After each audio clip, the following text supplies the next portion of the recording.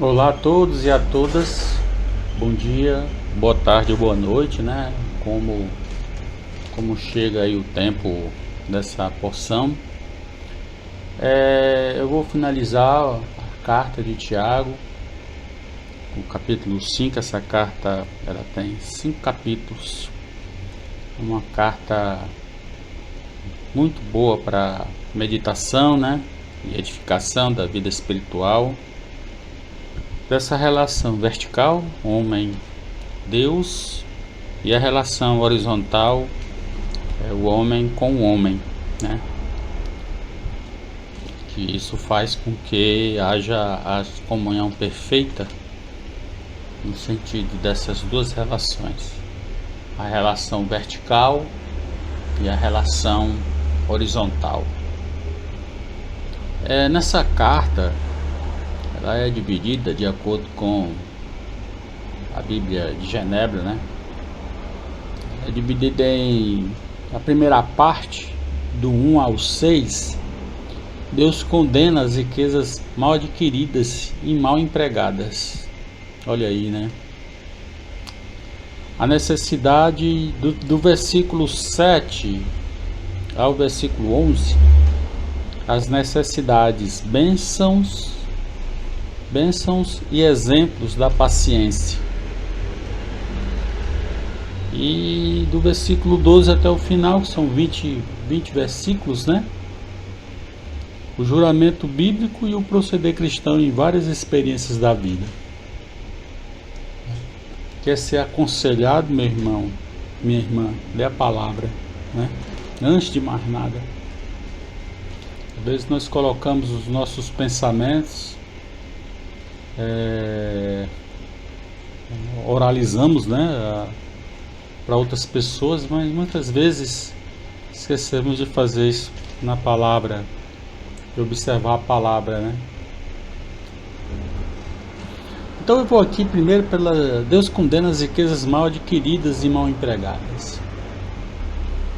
Até o versículo 6, né? Diz assim: Eia, pois, agora vós, ricos, chorai e pranteai por vossas misérias, que sobre vós hão de vir. As vossas riquezas estão apodrecidas, e as vossas vestes estão comidas de traça.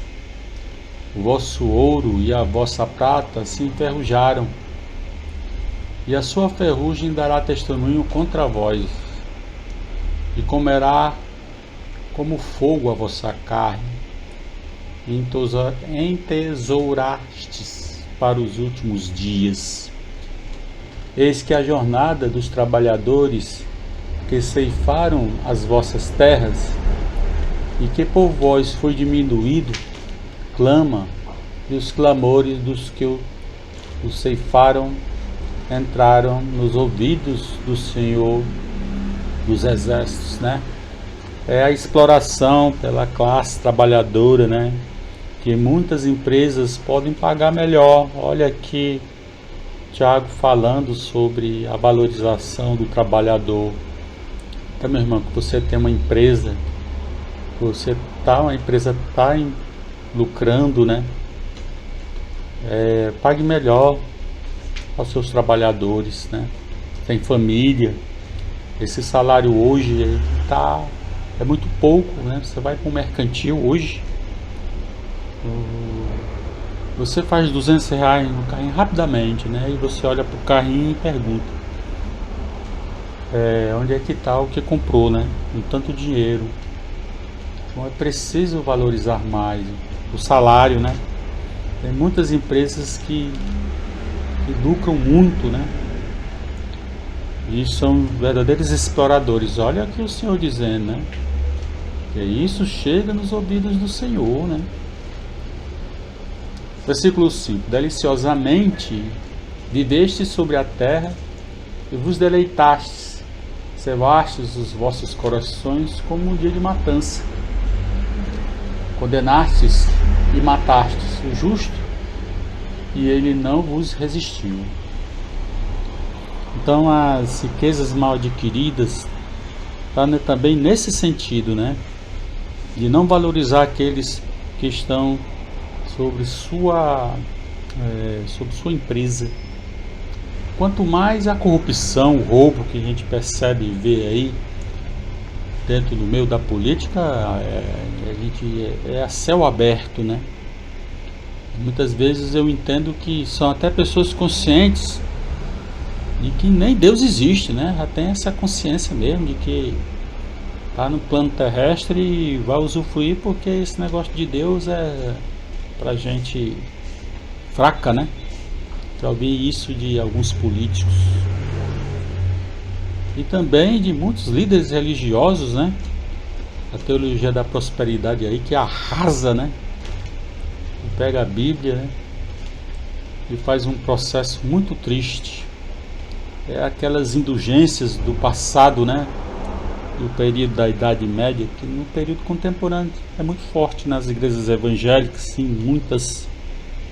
Você abre a televisão, por exemplo, está lá o padre ou o pastor, em muitas situações, pedindo dinheiro, né? É triste. A próxima parte é a necessidade, bênçãos e exemplos da paciência. O versículo 7 diz: Sede, pois, irmãos, pacientes, até a vinda do Senhor. Eis que o lavrador espera o precioso fruto da terra, aguardando com paciência, até que receba a chuva temporã e a chuva seródia. Sede vós também pacientes, fortalecei os vossos corações, porque já é a vinda do Senhor, está próxima. Irmãos, não vos queixeis uns contra os outros, para que não sejais condenados. Eis que o juiz está à porta. Meus irmãos, tomai, por exemplo, a aflição e a paciência dos profetas que falaram em nome do Senhor. Eis que temos por bem-aventurados os que sofreram. Ouvistes qual foi a paciência de Jó, e vistes o fim que o Senhor lhe deu, porque o Senhor é muito misericordioso e piedoso. Então essa porção aqui fala da paciência que precisamos ter. Às vezes a impaciência vai gerar algumas atitudes, como por exemplo, procurar muitas vezes essas igrejas da prosperidade, onde você vai depositar lá uma soma de dinheiro em busca daquela bênção, que muitas vezes em sua oração não pergunta a Deus, né, se é da vontade de Deus mesmo aquilo, né? É a questão da paciência, que muitas vezes muitos irmãos vão a chamados montes atrás dos profetas, porque não tem a paciência ou não tem a confiança que a sua oração não é chegada. Aí vai falar dos católicos, porque falam da Maria, que é mediadora, né? Que ela que ela vai, não é mediadora a expressão, ela é intercessora, né? Mediador é Jesus Cristo, mas intercessor. Os católicos têm como Maria a intercessora, né? E muitas vezes alguns irmãos vão aos montes atrás dessas intercessões, né? Os profetas que vão. Então, nada contra com relação a essas questões, mas muitas vezes nós valorizamos mais a questão humana, porque se acha que a tua oração não vai chegar aos pés do Senhor, né? Então é preciso ter paciência e esperar e aceitar o que o tempo te dá, né?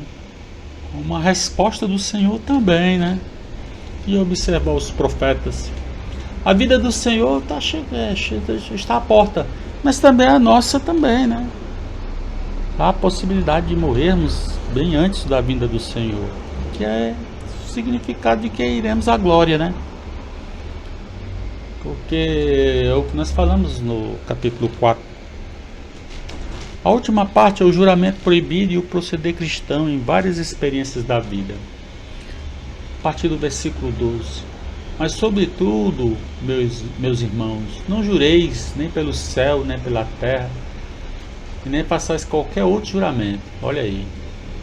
Mas que a vossa palavra seja sim, sim e não, não, para que não caiais em condenação. Às vezes a gente querendo agradar, né? Acaba dizendo mais sim e não fazendo. Melhor dizer não, né? E quem acha que o não foi bom, vai virar a cara e vai dar as costas para você, como já aconteceu muitas vezes comigo. Mas aí para mim é tudo certo, né? Porque na verdade essa aproximação é mais interesseira do que por uma amizade, né? E o não tem que ser não, e o sim tem que ser sim e tem que ser cumprido, né? Versículo 13. Está alguém entre vós aflito? Ore. Está alguém contente? Cante louvores. Está alguém entre vós doente? Chame os presbíteros da igreja e orem sobre ele e ungindo com azeite em nome do Senhor, né? Muito importante a participação da igreja sobre os doentes. Os doentes não podem ir à igreja, estão acamados, por exemplo, ou muitas vezes a locomoção diminuiu desses irmãos enfermos. E cadê a igreja que chega para orar para esse irmão no seu lar? Muitas igrejas é como o futebol, né? Só está valendo quando o juiz apita nas 4 linhas, né? Ou seja, nas 4 paredes. Se você vai lá, está valendo, né? Se você se ausenta, não vale mais, né? E é a visita dos irmãos da igreja sem interesse que aquele irmão esteja lá, mas entendendo que é um irmão que precisa de oração, né? Assim como eu preciso, eu acredito que você também. Versículo 15. E a oração da fé salvará o doente, e o Senhor o levantará. E se houver cometido pecado, ser-lhe-ão perdoados. Confessai as vossas culpas uns aos outros, e orai uns pelos outros, para que sareis. E a oração feita por um justo pode muito em seus efeitos. A intercessão do irmão, né? Chega lá e contar o teu problema e pedir oração. É sinônimo de humildade, e quem ora de amor. Elias era um homem sujeito às mesmas paixões que nós, e orando pediu que chovesse. E por 3 anos e 6 meses não choveu, né? Ele pediu para não chover. Não choveu sobre a terra. E orou outra vez e o céu deu chuva. E a terra produziu seu fruto. Entendendo que a chuva que o profeta Elias pediu foi da vontade do Senhor, né? Foi da vontade do Senhor. Chover e não chover, né? Irmãos, se algum dentre vós se tem desviado da verdade e alguém o converter, saiba que aquele que fizer converter do erro o seu caminho, um pecador, salvará da morte uma alma e cobrirá uma multidão de pecados. Sabe como você convence uma pessoa que conheceu a verdade e ela saiu? É o teu comportamento, irmão. Nós somos mais. Nós temos uma música no cantor cristão que é assim: brilha no meio do teu viver, brilha no meio do teu viver, pois algum aflito possa socorrer, brilha no meio do teu viver. Brilhar é justamente comportamento. É sermos humildes, tratar as pessoas bem, né?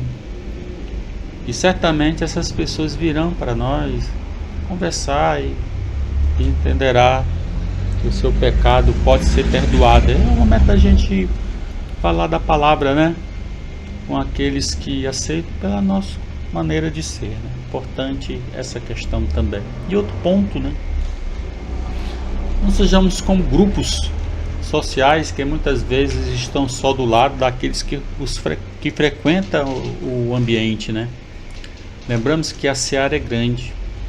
Então, quando a gente vai trabalhar com oração, termos mais amplitude, né?